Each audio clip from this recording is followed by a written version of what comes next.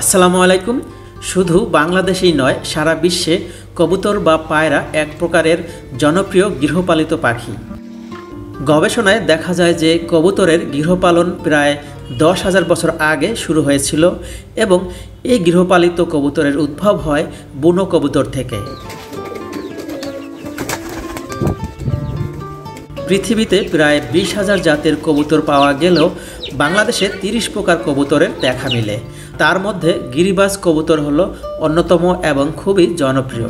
বর্তমানে বেশিরভাগ অঞ্চলে কবুতর বাণিজ্যিক উদ্দেশ্যে পালন করা হলেও পূর্বে কবুতরকে সংবাদবাহক ও খেলার পাখি হিসেবে পালন ও ব্যবহার করা হতো। তাছাড়াও কবুতরের প্রতি মানুষের একটা ভালো লাগা ও ভালোবাসা কাজ করে, কারণ কবুতর দেখতে অনেক মিষ্টি ও আকর্ষণীয়।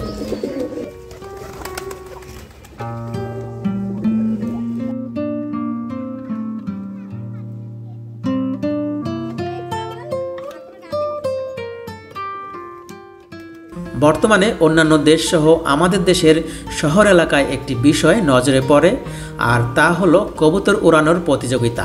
এই কবুতর উড়ানো প্রতিযোগিতা প্রাচীনকাল থেকে অদ্যাবধি প্রচলিত আছে। তাছাড়া বর্তমানে কবুতরের মাংস খাদ্য হিসেবেও ব্যবহার করা হয়ে থাকে।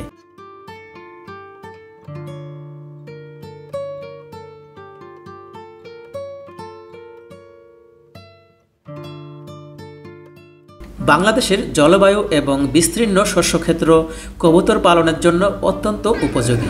কবুতর প্রতিপালন এখন শুধু শখ, শোভাবর্ধনকারী ও বিনোদনের মধ্যে সীমাবদ্ধ নেই, বরং অল্প খরচে এবং অল্প ঝামেলায় প্রতিপালন করে বিকল্প আয়ের উৎস হিসেবে ব্যবহৃত হচ্ছে।